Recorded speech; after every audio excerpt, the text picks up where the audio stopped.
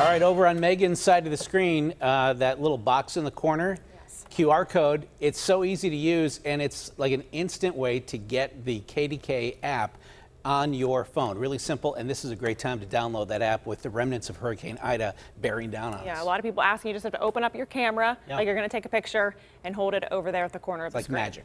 Like magic. Bring up all the latest things from our man, Ray Petelin, who has a lot of stuff that he's tracking right now.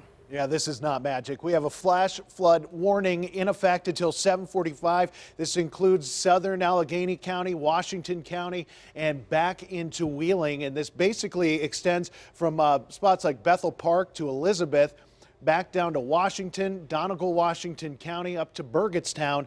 And this area has seen some pretty hefty rainfall over the course of the day. And when we're getting flash flood warnings in advance of a tropical system that's going to bring additional moisture into the area, additional heavy moisture into the area tomorrow, we're going to be in for something here. So south of Pittsburgh is where we're seeing the flash flood warning again till 7:45. Several areas still picking up on some pockets of heavier rain, but the more widespread heavy rain is actually on the way tomorrow. That's down to the south of us. So we are anticipating the potential for some flooding. And when it comes down to it, the widespread flooding is expected Uniontown to Morgantown, Cumberland, Maryland, Somerset. This does include some of the ridges of Westmoreland County and even southern parts of south of Altoona. Now, once you get just to the north of that, which does include southern Allegheny County, eastern parts of Washington County, we could see numerous flash flood warnings tomorrow. Scattered flash flood warnings through Pittsburgh, isolated as you get north of town through spots like Butler. Bottom line,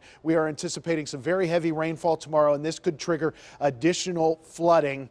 And we could be seeing several of these flash flood warnings trying to pop up tomorrow. It's all part of this stationary boundary that's forming here, and you can see a lot of this activity is firing along that. So as long as this stationary boundary is nearby, wherever this moisture from Ida bumps up against it, we're going to get some heavy rainfall. And this low is going to track up to the north, and as it does so, it is going to dump additional rain to the tune of some spots tomorrow, not including what fell today. Some spots tomorrow could see an additional 4 inches of rainfall. That's why flash flooding, and then on Thursday and even into early Friday, river flooding are our biggest concerns with this.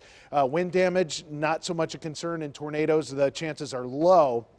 And that would be more a northern West Virginia thing. That's where you'd have the best shot for some shear associated with this system. So FutureCast here shows what we're dealing with. The heaviest of the rain lifts in tonight. This is midnight, and you can see how it's stretched along the southern border here. This does lift up into Pittsburgh, and we see that heavy rain continue into the morning commute.